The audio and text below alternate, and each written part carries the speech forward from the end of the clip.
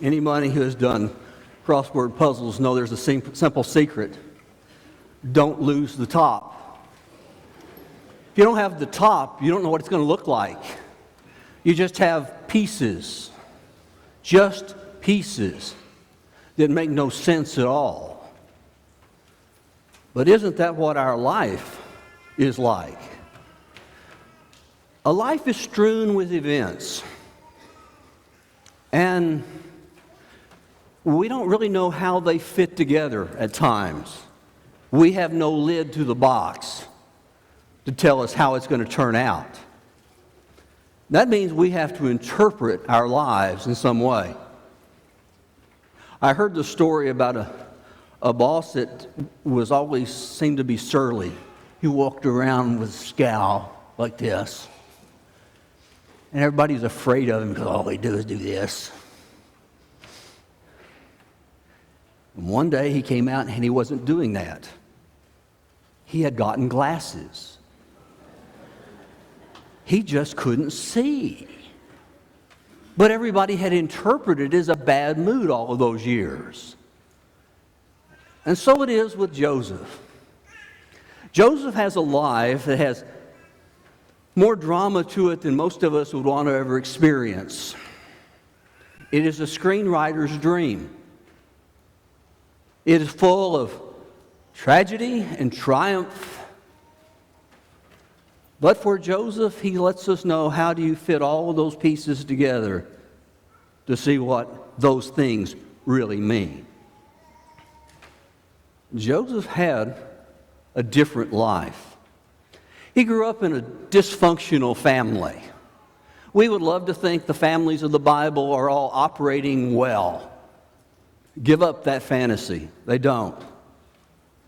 Jacob's family was a mishmash of 4 women who gave birth to 12 different children plus a daughter. They didn't get along. They had a father who ignored them for the most part. There was incest. There was backbiting. There was hatred. There was discord. Not exactly a positive family picture. Nothing that Norman Rockwell could paint. But then there was Joseph. Joseph was the firstborn of the only woman that Jacob really did love. And when that happens, and he was born older in his old age, when that happens, you don't treat all your kids alike at that point. One becomes special, and Joseph was the special one. And Jacob signaled it so badly. He made for him this coat. But we're not sure exactly what it really means. We always call it a coat of many colors. Some call it a long sleeve. But whatever it was a signal. Because if you put a coat like this on a boy, you didn't expect him to go out and tend the sheep in the fields. He didn't have to work. How do you think that went over with his brothers who did? He was a dreamer. And he kept telling people, one day, I'm going to rule over you. Tried to be taunted for years with those dreams. And then it all turned even worse. The tragedy began to pile up in his life like it never had. This favored son of the 3rd patriarch found himself going from bad to worse. One day he went out to find his brothers. His brothers saw him come off the top of the hill with that coat on. And it shone like a white thing in the sunlight. And they said, there comes that dreamer. Let's kill him. Well, by his luck, if there was that, he wasn't killed.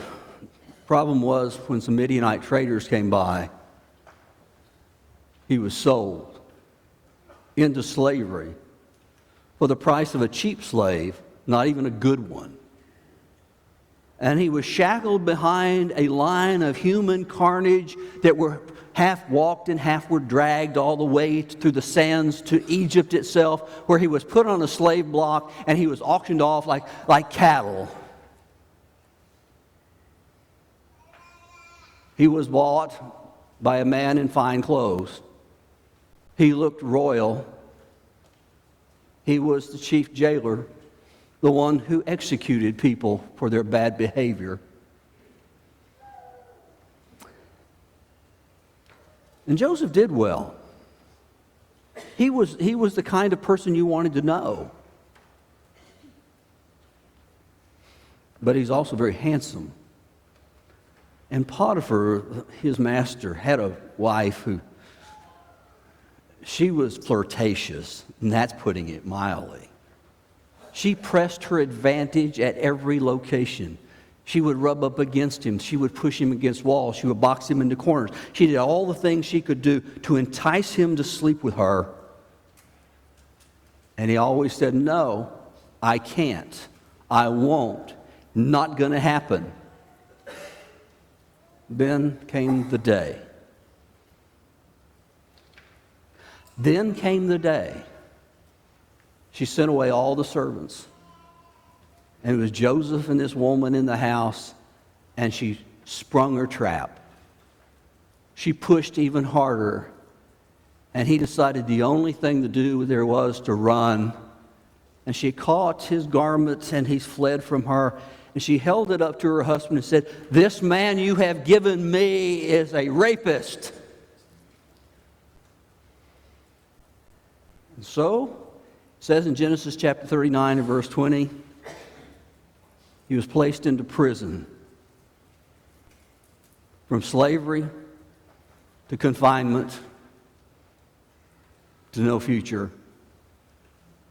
But Joseph, he seemed to do well wherever he was. It's a testament to his character, if you will, that in his life, he did what he needed to do, and he did it right and did it well. And he began to be trusted. He became the chief trustee of the prisons. And people would come to him with their needs and their cares. He would take care of them. And suddenly there was an assassination attempt going on in Egypt. And so two men who had best access to the king to poison him, the baker and the person who held the cup before he drank it, found themselves in prison, and they found themselves disturbed. And they said, "We've had these dreams." And Joseph said, "I can't tell you dreams, but I know God can." So he told them their dreams, and he said, "In 2 weeks, one of you will hang, and the other one will be returned to the palace." As the calendar turned 14 days, one man exited while you could hear the snap of the rope on the gallows. Joseph said to the man, the cupbearer, said, "When you get back to the kingdom, when you get back to the palace, remember me. Tell the king about me. Tell the Pharaoh who I am and what I've been able to do for you, and what I've been able to do here." But it says in Genesis chapter 40, verse 23, that the cupbearer did not remember Joseph. He forgot him. Imprisoned, slaved, forgotten. That's Joseph's life, full of tragedy, full of problems. Then things take a turn. A couple of years go by, and the lights come on in the cupbearer because there's rumor that there is a king out there who has had bad dreams. He dreams. I know a guy who can tell you your dreams. And he says, "Well, get him." And he calls for Joseph. And Joseph comes out of prison. And the king tells him his dreams. And Joseph says, "Let me tell you, this is going to be bad and it's going to be good. You want the good news first or the bad news first?" He said, the good news is you're going to have 7 years like you've never had in the fields around Egypt. He said, but the bad news is, and you're going to have it followed by 7 of the worst that you've seen. Plenty and famine. And if I were you, I'd get ready. And Joseph said, well, that's what we need to do. The Pharaoh turned to him and he said, can we find a man like this, in whom is the Spirit of God? And he elevates him to second in the kingdom, puts the ring on his finger, gives him a chariot, gives him servants. He is now bowed before, not spit upon. He goes from tragedy to triumph. What does all that mean? What would you do with that? What would you do in the first part? When things are not going well, would you, there's some people, they grow bitter. They take their fist, they shake it at God, said, if you were really God, you'd get me out of this mess. I've been praying to you and nothing seems to happen. In fact, every time I pray to you, it seems to get worse. There is that capability in people. They just walk off from God because God's not doing them any good. There are those who become cynics and start making deals to see if they can improve their situations. There are some who are fatalists. They're kind of like Eeyore in the Winnie the Pooh story. Don't worry too much. It's just going to get worse. What about triumph? What if you got the promotion? What if you made the money? What if you got the position? What would you say then? You go, I knew it was going to happen because I am so good at this. It was just a matter of time until they recognized my talents. I know God must be so proud to have someone like me. Is that what you do? That's not what Joseph did. Joseph knew 3 things that kept him on the straight and narrow. First is he knew who God was and who he was. Am I in the place of God, he tells his brothers, when he could be so vengeful, when he could have them executed in prison, take their children, do whatever he wanted to with them, when he had the power to destroy and he didn't use it, he said, am I in the place of God? God does those things. God carries out vengeance. God carries out punishment. I don't. I'm not God. Oh, is that a hard lesson for us to understand? We all think we're God in some situations. I can do as I please to whoever I want. Not Joseph. I know who I am. I know who God is. He said, and I know the motives of people. He was not naive. He was not blinded by things and thinking that everybody was pure. Rather, he tells us, he said, I know for you. I know about you. You meant evil against me. You meant to crush me. You meant to hurt me. You meant to take away everything. You wanted to destroy everything that I had in my whole life. You wanted to take it all away from me. You wanted to harm me. He said, I know your motives. I know what you were trying to do. Never be too naive to think that people are always pure. They're not. People can be wicked. People can be vindictive. And Joseph was not one of those who closed his eyes and looked at things through a Pollyanna view. The last thing he did, he said, but understand, this is the interpretation for my life. While you meant it for evil, I know what God meant it for. God meant it for good. He meant it to benefit. He meant it to keep all kinds of people alive. He did so many things that all came together at the right moment, at the right time. And God's intention was that this was going to turn out the right way. So I'm not going to hurt you because I'm not God, and I know you, and I know God himself and what he's trying to do. Now, question. When do you think he knew this? Do you think it was back when he was 17 and they had him in those chains and dragging him behind those camels? Do you think he was saying to himself, I think I'm just going to work out okay. I'm going to go to Egypt. I'm going to become a slave. I'm going to be betrayed into prison. I'm going to be forgotten there. But one day I'll get on top and God's going to work all this thing out. Do you think that's what he was thinking about going to Egypt? Doesn't sound like it. Probably he was thinking, God can do something with this, but I don't know what. I don't know what's going to happen to me. But I've got to put my trust in God that something will happen. Who could have ever imagined with that first step in that human trafficking line how it was going to turn out? Who could have imagined? And so it is that Joseph shows you and me the necessary ingredients to live a life that God can take and that God can use to make His will done. And all you've got to do is look at what Joseph was and did, and look at his faith.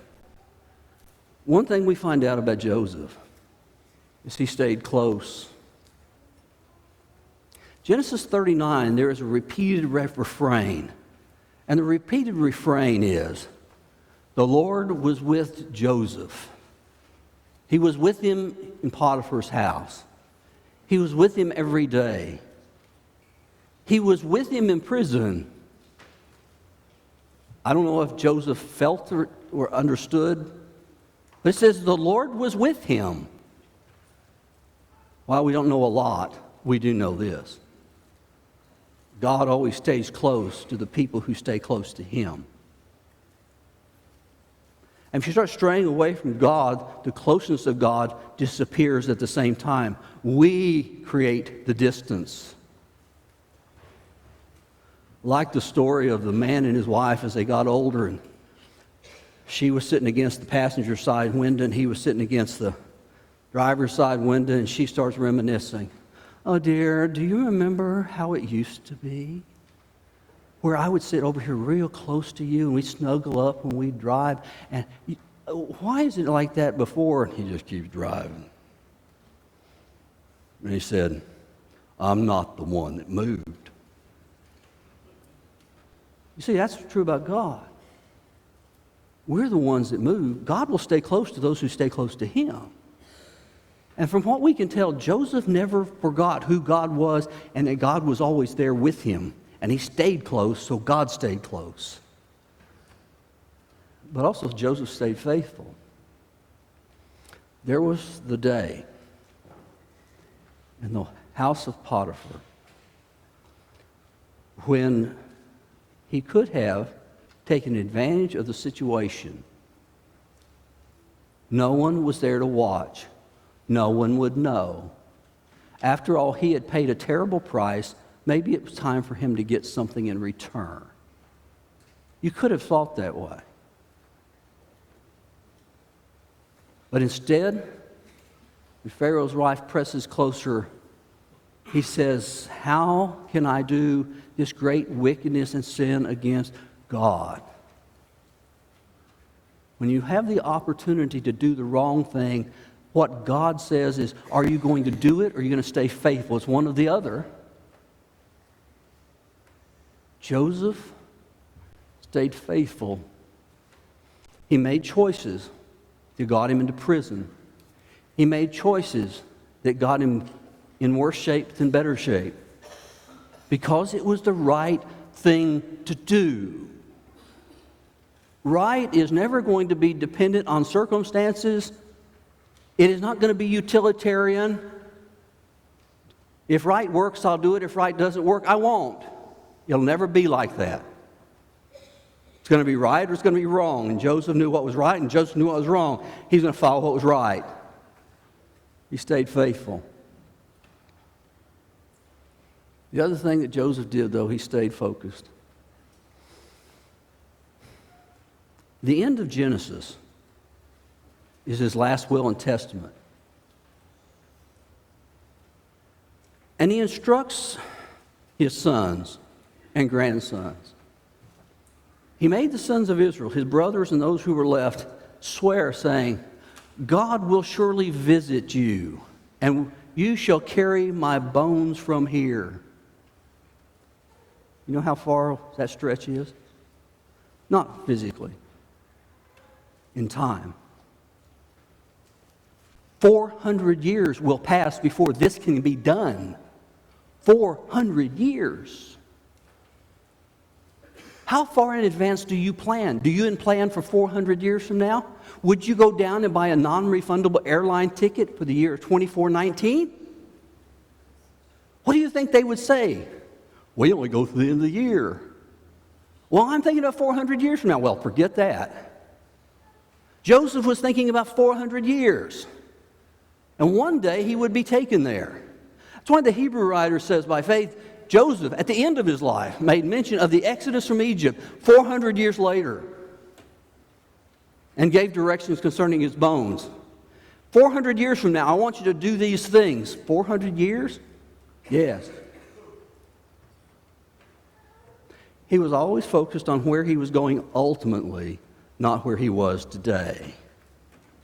Our greatest problem is we get so enamored with our societies, with our wealth and our houses and things, we don't think about where we're ultimately going to be one day. We just think about where we want to be in our life. Joseph was thinking beyond his life. Had he really been more aware, I suppose, or if he had known the rest of the story, he might have even thought further. When his brothers came the first time and he revealed himself to them, he said, don't be distressed. Do not be angry with yourselves for selling me here, because it was to save lives that God sent me ahead of you. To save lives. Oh, little did he know what God was really doing. Because he would have been able to see farther. 400 years the Exodus would come, but the people would be enslaved, and Moses would take them out, and the Red Sea that he knew so well would part in twain, and God would take the people from them, and this mighty nation would go across the desert, and they'd go back to the promised land. They'd bury his bones there. That wasn't all. Because they had been in Egypt, and because of the Exodus, they would build great cities. They would build a place called Jerusalem. They would build a temple. There would be kings.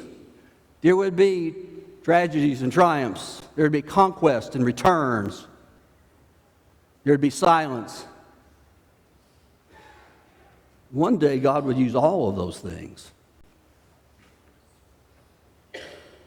to bring forth a boy born of a virgin whose name was going to be Jesus, for he will save his people from their sins. How far away does God operate? Farther than you and I can ever think about. And so we have all these random events of our life. We have children who are born and children who get married. We have parents who grow old. They have parents who die. We have problems. We get older, we get aged, we get infirmed. We have all those kinds of things. And we say, I don't know what they all mean. I don't either.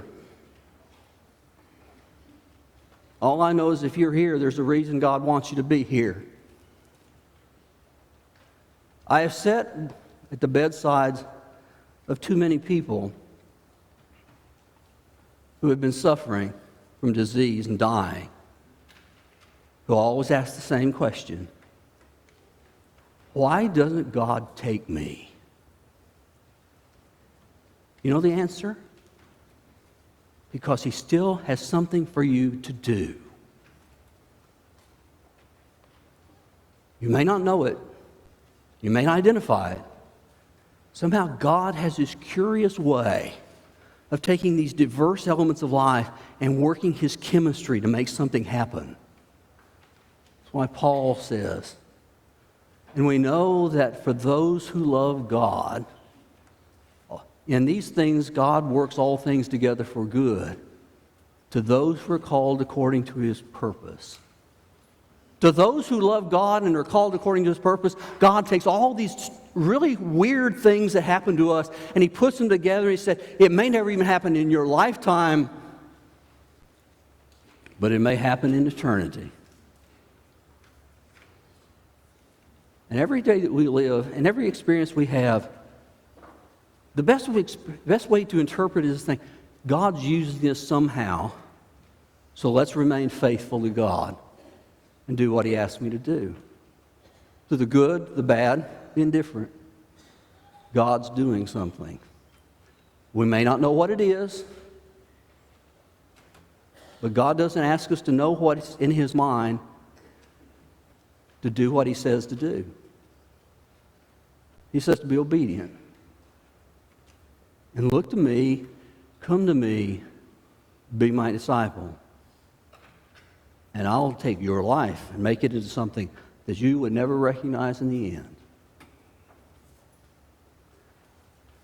Dr. Jamie Ayton is a cancer survivor. When in his late teens, he developed cancer that almost killed him, and as he's going through all the problems of his life, he said that after my cancer diagnosis, some of my friends abandoned me. And he said, and as time went on, I did the same thing. He took the experience as a believer in God and a believer in Christ, and he tried to reformulate what was going on with his life from this terrible experience he was having. He decided to become what is called a disaster psychologist. They help people who have gone through the terrible disasters of life: hurricanes, fires, shootings. 2012, he was part of a team that went to New Jersey after Hurricane Sandy. And they were going to try to help whoever they could. And everywhere they turned, there was carnage. Debris was scattered everywhere. You could smell the stench of dead bodies amongst the rubble. They finally came across one man who was sifting through what was left of his house, looking for pictures of people he had known and the few things he maybe could carry away. And Ayton asked him, "Can we do anything for you?" And Ayton said he's pretty optimistic. He said, "Well, not really." He said, "Things are okay." He said, "I just had to come to one realization." He said, "I had to come out to the fact that sometimes you have to lose the roof to see the stars." Sometimes God will take the worst of our life, pull it together, and make the best of His will. Morning, He can change your life that way if you'll just give it to Him while we stand and sing.